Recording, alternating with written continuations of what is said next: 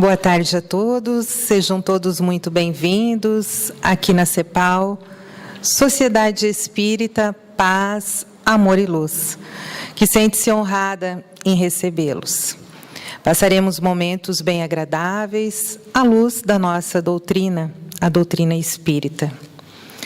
E que Jesus, os benfeitores, nos envolva ainda mais na proposição do tema escolhido para hoje, que já estamos vendo aqui no primeiro slide. Não só de pão viverá o homem, quem nos diz é o Mestre Jesus, que está em Mateus, capítulo 4, versículo 4. E o nosso amigo, irmão espírita, é Marco Antônio Padovani, que está vinculado à URI e à 10ª região. A nossa mensagem de hoje vem da obra Revelações da Luz, por José Raul Teixeira, um médium José Raul Teixeira, e pelo Espírito Camilo. Então vamos ouvir. Praticas a caridade? É imprescindível que cada alma reencarnada no planeta desenvolva a sensibilidade diante dos problemas alheios, tanto quanto gostaria de contar com a sensibilidade dos outros em suas quadras de sofrimentos morais ou de carências materiais.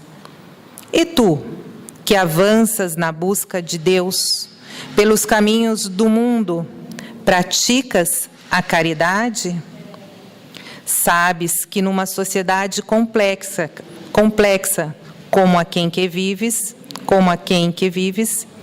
são infinitas as chances de realizares a caridade, pois não é só de pão, roupa ou medicação que se constituem as necessidades humanas. A caridade da boa palavra chega sempre em boa hora, para alguém aflito, sem nobres perspectivas para os caminhos. A caridade do silêncio será auxílio eficaz na hora do túmulo, quando alguém necessita de espaço mental para pensar e meditar por si mesmo. A caridade da mensagem de esperança para quem não vê senão desalento e caos na própria estrada. A caridade de dizer não a quem se apresta para mergulhar em pântanos de alucinações, contando com o teu aval. A caridade da presença cooperadora, que permita aos irmãos saberem que podem contar conosco em tempos de abandono e indiferença. A caridade da oferta de um livro espírita a alguém que procura caminhos, enovelado nos cipoais de concepções intelectuais desses tempos. Então, para e pensa em tudo isso e inicia ou prossegue o teu esforço para praticar a verdadeira caridade, porque é por meio dela que, consoante o bispo de Argel, o mundo encontrará a felicidade. Então, convido a todos para entrarmos em harmonia de pensamentos e nos unirmos em prece. Pai amado, Jesus, nosso Mestre, benfeitores queridos, agradecemos pela semana que se passou, pedimos bênçãos pela semana que estamos iniciando, para que possamos continuar no caminho da grande luz, envolvendo a todos com a nossa prece, com a nossa luz, fazendo escolhas melhores, retirando as mágoas, as más inclinações e o que possa nos retirar do caminho, iluminando o palestrante, para que suas mensagens toquem os nossos corações e que possamos estar sempre no rumo da grande luz. Agradecemos a nossa existência. Que assim seja, Senhor. Então, com muita alegria, vamos receber o palestrante. Seja bem-vindo, Marco Antônio. Meu boa tarde a todos. Que Jesus nos envolva, nos propicie paz neste ambiente.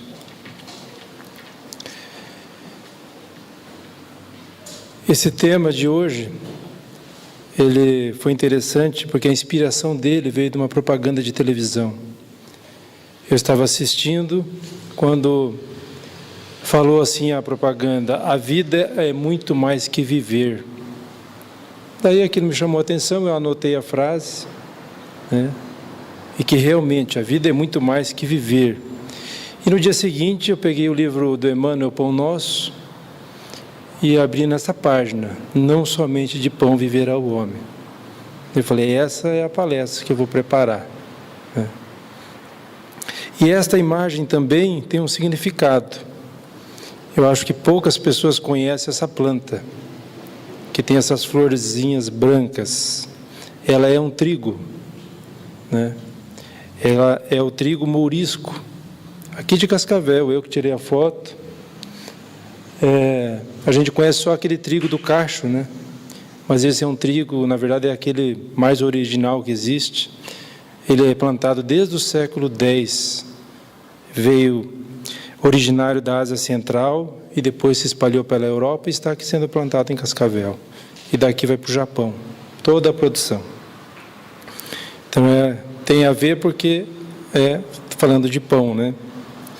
Mas através dessa síntese linda de Jesus, essa síntese profunda, não somente de pão viverá o homem, Jesus quer nos ensinar que a vida vai muito além desse simples viver, do agasalho, do medicamento, como falou aqui a mensagem, do alimento.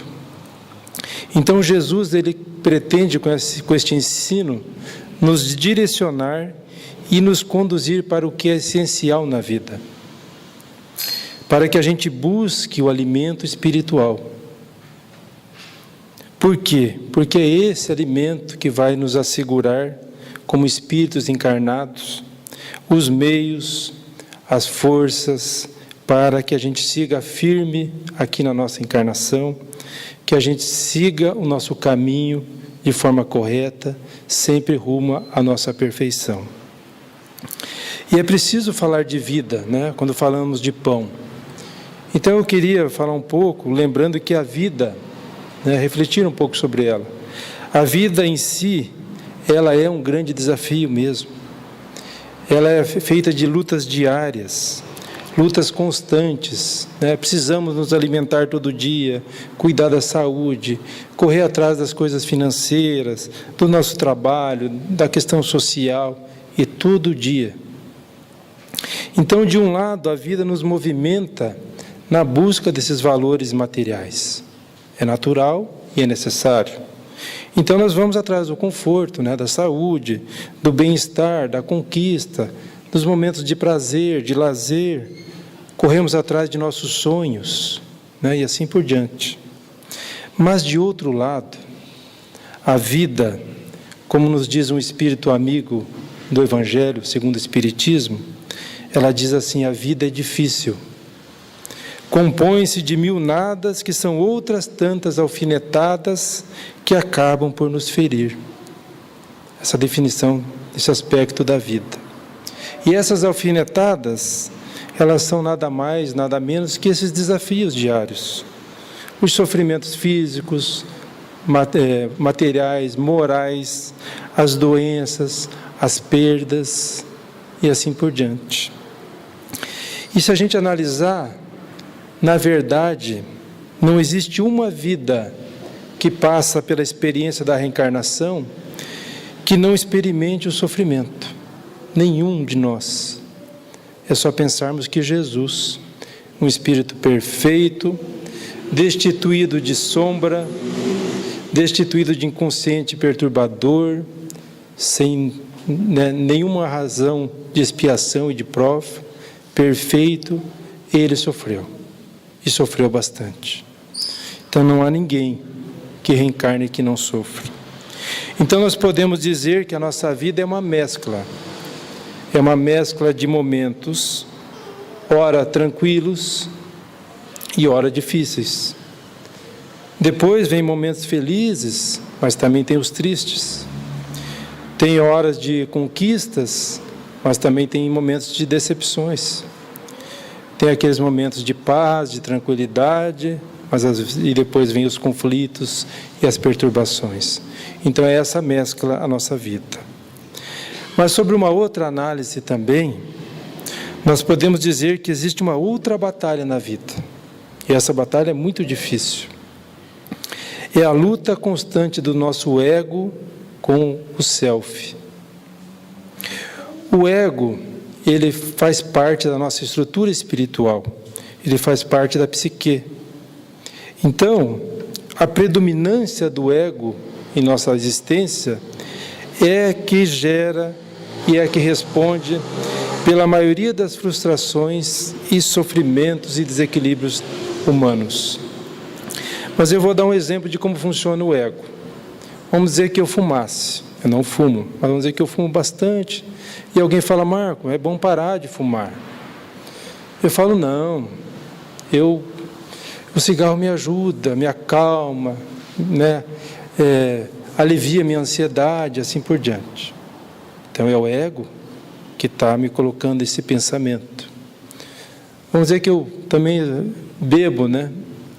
Alguém me dá um conselho, é bom você parar de beber. Não, eu só bebo socialmente, né? Não há nada, mas quando bebo um litro de uísque, né? Mas é só socialmente.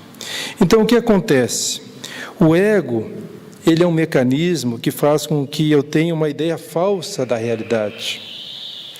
Ele afasta de mim esse estado de consciência e de lucidez sobre aquilo que eu estou fazendo. Então, ele deixa a minha visão turva sobre o que é a minha realidade. O que acontece, então, no caso do cigarro? Eu crio um mecanismo de fuga. Eu acho uma justificativa para não vencer aquele vício do cigarro. Não, aquilo me acalma. Então, o ego sempre trabalha assim, né? Ocultando nossos conflitos. Só que à medida que eu me alimentar desse pão espiritual, que nós vamos falar, o self, que é o espírito, que é o eu superior, ele vai passar lentamente a se conscientizar daquele ato. E desse mal que esse vício, que o cigarro, que o álcool está me fazendo, né? Está me fazendo físico e espiritualmente, me causando muito dano. Então eu consigo, à medida que vou buscando esse alimento espiritual, alterar os meus pensamentos, me conscientizando, e vou superar então aquele vício. Por isso que a luta do ego com o self é muito difícil. Às vezes amanhã é feriado, então eu vou falar, vamos andar no lago, vou, né, aproveitar, daí falar, acho que eu vou ver umas mensagens no celular, no WhatsApp, e não vou no lago. Por quê? Porque é o ego que não deixa. Ele quer que eu continue ali, né, enferrujado. Mas falando da vida, então eu quero falar do ciclo da vida. Nós todos aqui se enquadramos numa desses estágios, né? Mas esse é o ciclo da vida, do nascimento à morte. E eu queria fazer algumas reflexões para todos nós. Quando a gente analisa esse ciclo da nossa vida, essa nossa vida biológica, nossa vida física, será que a gente consegue enxergar um outro ciclo paralelo a essa vida, que é primordial, que é o ciclo espiritual da vida? Quando a gente se olha fisicamente, a gente enxerga esse ciclo espiritual. A segunda reflexão: quando a dor bate na nossa porta, né, através de uma doença grave, seja o que for, né, um problema familiar, um problema financeiro sério, qualquer coisa grave, se nesses momentos a gente se lembra que é um ser espiritual, será que a gente lembra disso? Será que a gente se lembra que nós nascemos com uma missão aqui na Terra, que a gente veio para expiar, veio para resgatar, e que essas provas que nos chegam, ela tem um motivo especial na nossa vida? Será que a gente enxerga isso? Se a gente parar diante de um espelho, sinceramente, olharmos para nós, ficarmos ali alguns minutos, será que a gente consegue identificar em nós, além do corpo, que a gente tem um espírito imortal ali, que tem um perispírito, que o corpo é só uma vestimenta, que quem pensa é a alma, não é o cérebro que pensa, é a alma, está lá na questão 89A do Livro dos Espíritos. Então, eu acho que são reflexões importantes, porque eu fiz essa pergunta a algumas pessoas, e falaram, não, a gente acaba não enxergando esse lado espiritual, tinha que ser ao contrário, né? Nós sermos espiritual e vermos em segundo plano a vida material, a vida física. Então a vida, resumindo em seu sentido profundo, ela é essa integração, essa conexão entre a vida física e a vida espiritual. Só que a vida espiritual ela tem maior peso e tem uma maior importância. E aí, por que eu falo isso? Porque a nossa encarnação ela tem um objetivo. E esse objetivo é essencialmente espiritual. Pode analisar, é essencialmente espiritual. Simplesmente porque a vida física é transitória, o nosso corpo vai morrer e assim por diante. Então, o objetivo é espiritual. E a maioria dos seres humanos perdeu a visão dos interesses eternos e acaba caminhando pelos interesses materiais. E o pão material, sem dúvida, ele existe e é necessário. E eu devo investir ele nas coisas do mundo físico. Mas o pão espiritual, eu devo investir no objetivo da existência. Qual que é o objetivo? Desenvolver os valores intelectos morais. Esse é o objetivo principal da nossa vida. Intelecto é o conhecimento e morais é o sentimento, né? O outro objetivo da nossa existência é que cada um cumpra também a sua parte na obra da criação. Todos nós temos uma missão, seja grande, pequena, não importa. Nascemos para fazer algo em favor da criação.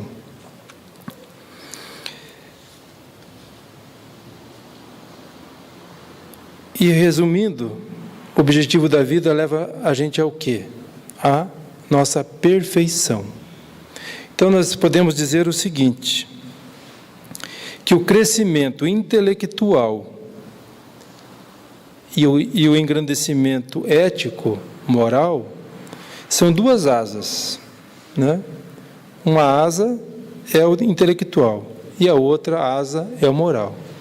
E é com essas asas que nós vamos conseguir voar e alçar, então, para a perfeição. Se eu trabalhar só se tiver só uma asa, eu não vou sair do lugar, né? Eu preciso dessas duas asas na minha vida, a intelectual e a moral. E também está lá que a gente, como objetivo da reencarnação, o resgate e a expiação. Só que o resgate e a expiação não é o principal da nossa existência. Ele vem em segundo plano. O objetivo principal é o desenvolvimento dos valores éticos morais. Mas daí vem a pergunta também. Nós podemos, eu quero então seguir esse objetivo, e a perfeição. Eu quero progredir mais rápido. Eu posso? O ego vai dizer o seguinte, não, para que correr, para que pressa, né? A vida é eterna, não precisa apurar esse processo, né? Mas, está lá na questão 117, depende dos espíritos progredirem mais ou menos rapidamente para a perfeição? Certamente. Eles a alcançam mais ou menos rápido, conforme o desejo que têm de alcançá-la e a submissão que testemunham à vontade de Deus. Uma criança dócil não se instrui mais depressa do que outra recalcitrante. Portanto, está claro, quem quiser aproveitar da encarnação para dar passos mais longos, mais rápido, rumo à perfeição, só depende da boa vontade e desse desejo. Emmanuel, naquela página que eu li, que eu falei no início, ele faz um paralelo muito lindo sobre o que é pão material e o que é pão espiritual, mostrando para a gente que não dá para viver sem o pão espiritual, porque essas conquistas espirituais não vêm no mundo físico. Então ele fala o seguinte, que nós precisamos de agasalho, claro, mas nós precisamos agasalhar nosso espírito com conhecimentos sublimes, superiores. Então ele faz a comparação. Nós precisamos de trabalhar a beleza fisionômica, claro, mas lembrarmos de desenvolver a nobreza de sentimentos. Ele fala da eugenia, né, do gen, daquela classificação mas lembrarmos da educação que aperfeiçoa as maneiras. Às vezes precisamos fazer uma cirurgia, né, física, claro, mas lembrar que nós temos que fazer cirurgias também para anular nossos defeitos íntimos. Ter um domicílio confortável, todos nós temos o direito, mas não esquecer da casa invisível, que é onde deve valer os princípios edificantes. Títulos honrosos, ótimo, mas e as virtudes comprovadas? O que adianta eu ter um quadro na parede bonito e não ter virtude, né? E ele fala mais ainda. Claridade para os olhos mortais, mas e a luz divina para o entendimento? Vocês entendem que só pelo pão espiritual que a gente conquista essas qualidades. Me apresentar com um aspecto agradável, correto, mas tem que ter utilidade viva, né? Só a aparência tem que ser bonita por fora e por dentro. Querer flores, mas e lembrar dos frutos, né? Do trabalho. Ensino, vamos ensinar, mas vamos demonstrar ativamente aquilo que nós ensinamos. Como Jesus fez, né? Ele ensinou e provou e deu testemunho. Teoria é importante, mas e a prática santificante? Muito mais, né?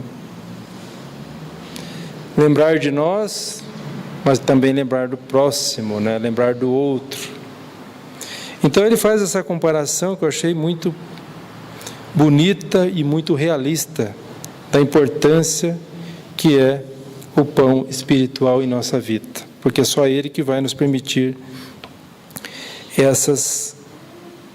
desenvolvimento desses sentimentos e dessas virtudes.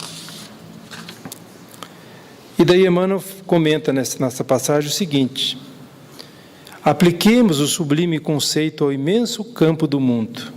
Bom gosto, harmonia e dignidade na vida exterior constituem dever, mas não nos esqueçamos da pureza, da elevação e dos recursos sublimes da vida interior, com que nos dirigimos para a eternidade.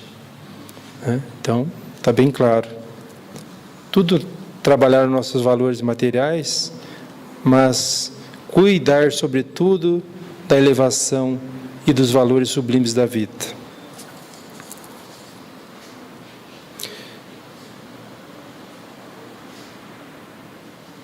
Aqui tem uma imagem, uma cesta de pão, bem gostoso. Quem está com fome, tomar um cafezinho, né? Essa hora. Mas esse pão material, ele então, como eu disse, simboliza o alimento, o agasalho, os bens móveis, o nosso carro, o nosso celular, o dinheiro, né? A herança, a casa, o cargo, tudo que a gente tem, né? E o pão espiritual, ele é o alimento para quê? Para fortalecer a nossa alma. Essa é a grande diferença. E esse alimento é que vai propiciar ao espírito que vá à luta com força e coragem, né? A luta para as conquistas morais, intelectuais e espirituais, que é o objetivo da encarnação.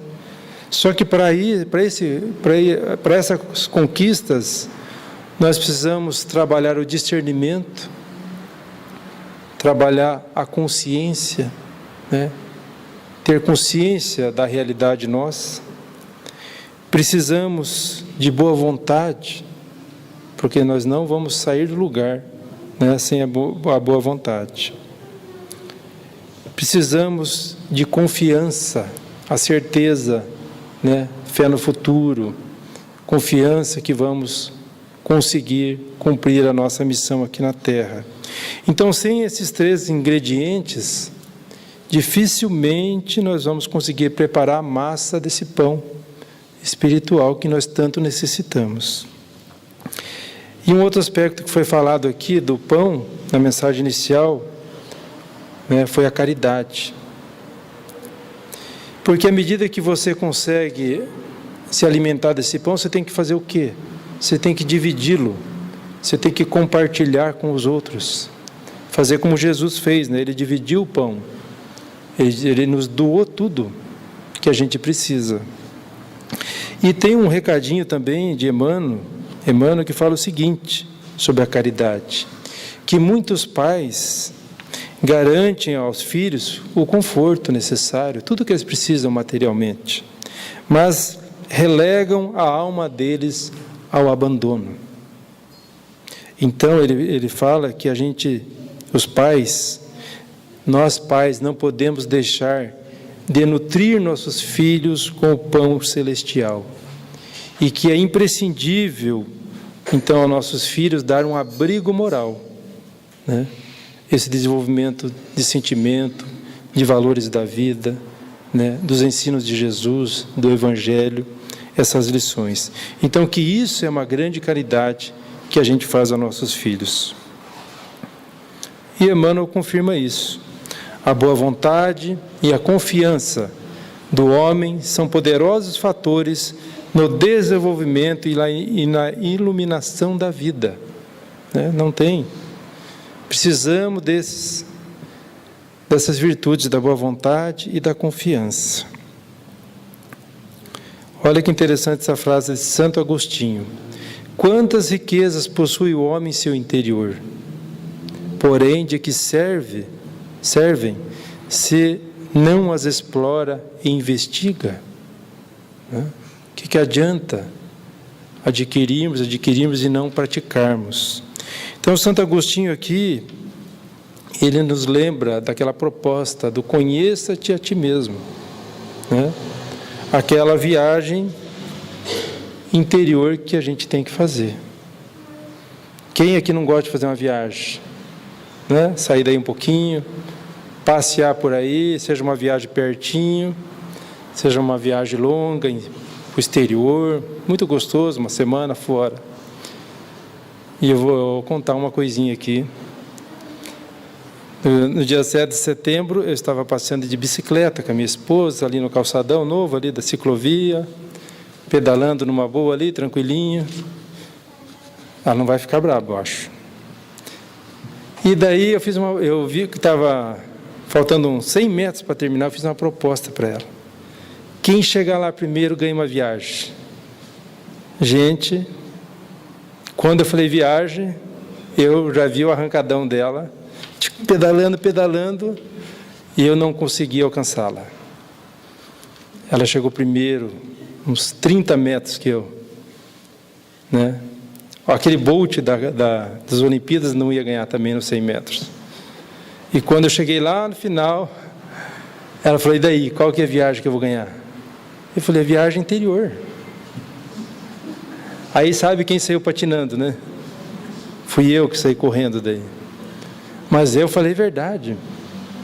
Né? Nós todos aqui precisamos fazer essa viagem interior, essa autoanálise, esse autoconhecimento. Senão a gente fica numa rotina, igual o papagaio que fala todo dia a mesma coisa.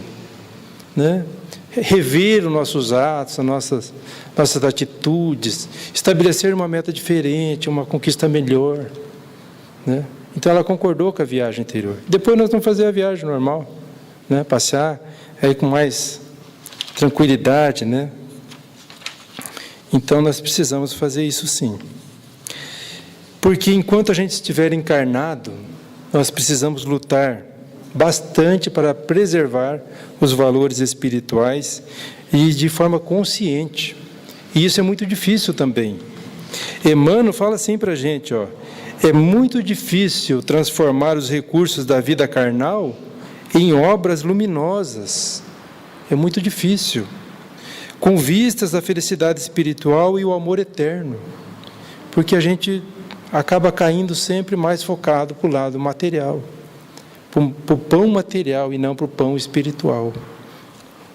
Então existem alimentos que a gente precisa ingerir todos os dias. O alimento espiritual, que é o Evangelho, a oração, a meditação, essa viagem interior, o estudo sério, né? A caridade, a fraternidade, são alimentos que a gente vai ingerindo todo dia. E se eu não me alimentar disso, o que acontece? O processo de relaxamento espiritual e o processo de desnutrição espiritual. E esse processo acontece o quê? Está em branco? Ah, nada, não. Acontece bastante coisa. Olha, o sofrimento, ele vem por isso, pela nossa desnutrição espiritual, a depressão, as angústias da vida, a solidão, o vazio existencial é pelo vazio do pão espiritual. O suicídio, o que leva ao suicídio, né? É a falta da presença de Deus na vida. A miséria moral, a miséria material, a própria sombra, né? A ruína. Então, poderia ter mais um monte de problemas aqui, mas todos têm uma origem: a nossa desnutrição espiritual, a falta de buscar esse alimento que é a proposta de Jesus, né? Por isso que nem só de pão material vive o homem.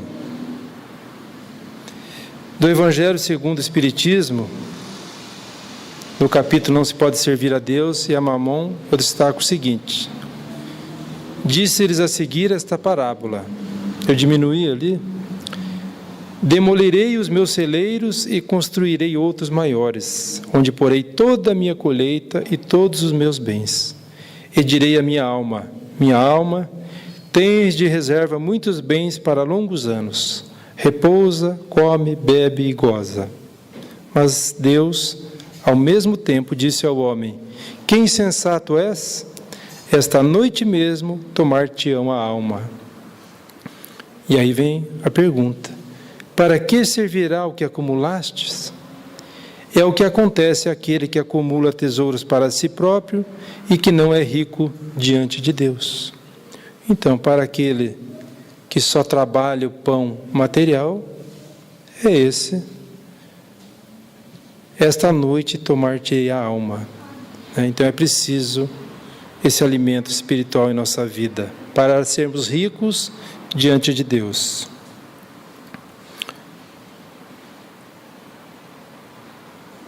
Também do Evangelho destaco a seguinte passagem.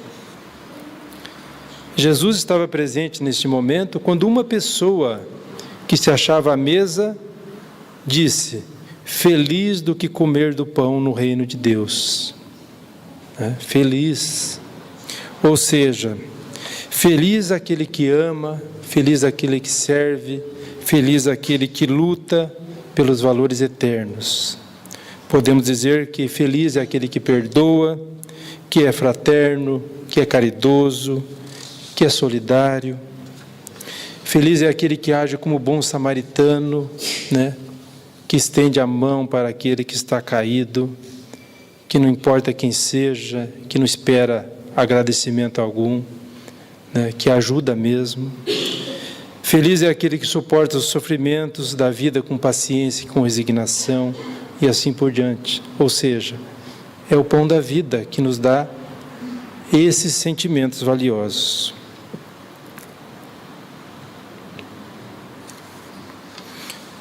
Aqui está nosso querido Mestre Jesus. E quando os valores espirituais, se elevarem acima dos nossos interesses materiais, o homem conhecerá ainda na terra o reino anunciado pelo Cristo. Precisamos vencer essa matéria, não viver sem ela, mas vencer esse apego. E se a gente analisar o ciclo da vida de Jesus, como a gente analisou o nosso antes, nós vamos constatar o quê? Que Jesus é o exemplo máximo de equilíbrio e de harmonia. Ele, quando pisou a terra, inaugurou um novo modelo de viver. Ele nos trouxe uma nova psicologia de como se comportar na vida, de como agir. Foi Jesus que nos trouxe diferentes experiências para compreendermos a nossa vida, qual o objetivo dela. E Joana, falando de Jesus, diz que ele é um ser interexistente. O que significa? Que Jesus viveu o mundo físico, que é o mundo imediato, provisório, mas também ele viveu o mundo espiritual, que é o extrafísico, que é o mundo transcendental. Só que ele nunca se permitiu deter em uma dessas esferas sem a participação ativa da outra. Então ele soube viver a vida material e a vida espiritual em total harmonia, e que é a proposta para nós. Claro que não vamos conseguir numa existência, mas nós temos que iniciar esse trabalho, porque a gente já tem o direito de sentir o que é felicidade real, nem que seja poucos momentos, mas nós já temos esse direito. E foi por amor e por misericórdia que nosso Mestre Jesus pediu ao Pai que mandasse até nós. Ele prometeu, que faria isso, e pediu até a Deus que nos mandasse o Consolador prometido. E o Consolador prometido chegou, que é a doutrina espírita. E a doutrina espírita, ela é o abençoado celeiro da nossa vida, porque ela é o celeiro do pão divino. Por quê? Porque a doutrina espírita nos proporciona entendimento amplo e profundo sobre a vida, sobre o que é sofrimento, sobre a fé no futuro, sobre a imortalidade da alma. Nos ensina a viver com alegria, com felicidade. A doutrina espírita nos clareia o caminho e nos ajuda a que a gente dê passos firmes, seguros na nossa renovação, na nossa purificação e no engrandecimento da nossa alma. Então Jesus, ele segue à frente de todas as nossas vidas, como mestre, modelo e guia da humanidade. E ele é a grande fonte viva de todo alimento espiritual que a gente queira. É só em Jesus que a gente vai buscar. Ele é a fonte viva. E ele nos deixou muito claro isso, quando ele falou para nós: buscai primeiramente o reino e a sua justiça, e todas essas coisas, coisas materiais, vos serão acrescentadas. Vem de brinde para nós, desde que a gente faça a nossa parte. Mas também nos disse o seguinte: Jesus falou: eu sou o pão vivo que desceu do céu. Se alguém comer deste pão, viverá para sempre. E o pão que eu darei pela vida do mundo é a minha carne. Então, está muito claro a necessidade que temos de trabalhar e viver a vida dando prioridade na busca do nosso pão espiritual. Hoje, eu sempre termino a palestra com Jesus. Hoje eu vou fazer uma pequena mudança, mas eu vou deixar aqui uma mensagem que é de um discípulo de Jesus, né? Uma mensagem de Bezerra de Menezes, que não faz 60 dias que ele nos transmitiu através de Divaldo Pereira Franco, lá em Belo Horizonte. Eu vou ler a mensagem e vou passar ela, é 4 slides, mas o conteúdo é que cada um avalie. Diz assim Bezerra de Menezes a todos nós: não postergueis o momento grandioso do serviço com o qual estáis comprometido. Jesus vive no âmago do nosso ser e espera que lhe sejamos fiéis. Não é a primeira vez que firmamos um compromisso de servi-lo e fracassamos terrivelmente, olvidando-nos da sua mensagem de fraternidade para que o ego destruidor levasse-nos aos descalabros morais. Não é a primeira vez que ele, Jesus, falou a acústicas das nossas almas, e nada obstante, fascinados pela sua ternura, descemos ao abismo do prazer, enganoso e rápido, olvidando-nos de o servir. Novamente ele volta através dos imortais, que o estão precedendo como um exército ou como se as estrelas dos céus descessem à terra para iluminar a grande noite e o comandante do amor viesse logo após. Espíritas, eis que vos foi dito, amai-vos. Eis que vos é repetido, instruí-vos, porém, acima de tudo, que vos dediqueis a servir. Jesus espera por nós. Da mesma forma que temos necessidade dele, ele necessita de que a nossa voz o leve àqueles que são ocos à verdade ou são paralíticos à ação do bem. Não mais amanhã, mas hoje. Agora é o momento certo de ajudar. Levantai-vos do estado de marasmo e plantai a cruz do Gólgota, deixando-vos abraçá-la no testemunho do amor. Não mais o circo com as suas paredes defensivas, agora é a humanidade. Não mais as feras esfaimadas, são as vossas paixões que vos excruciam e que a todos nós atormentam. Sublimemos juntos os nossos sentimentos para podermos corresponder à expectativa de amor. E ele encerra então: ide de retorno aos vossos lares e aplicai o bálsamo consolador da verdade que ora possuís. E se não puderdes fazer muito, fazei o que podes, porque aquele que faz o que pode, faz o máximo. Mas ninguém é tão destituído de amor que não pode sorrir, que não pode distender a mão trêmula ao combalido do chão, que não pode repetir a parábola do bom samaritano, colocando o bálsamo na ferida aberta que os ladrões do nosso passado espiritual atiraram-nos no caminho entre Jerusalém e a baixa região. Ide, e Jesus irá convosco, e agradecei a Ele, nosso Zênite, nosso Nadir, assumindo a honra de o amar e de o conhecer. Bezerra de Menezes. Se alguém quiser essa mensagem, na íntegra a gente também pode passar. Então eu agradeço a paciência de todos, a atenção, né, e muito obrigado e paz a todos.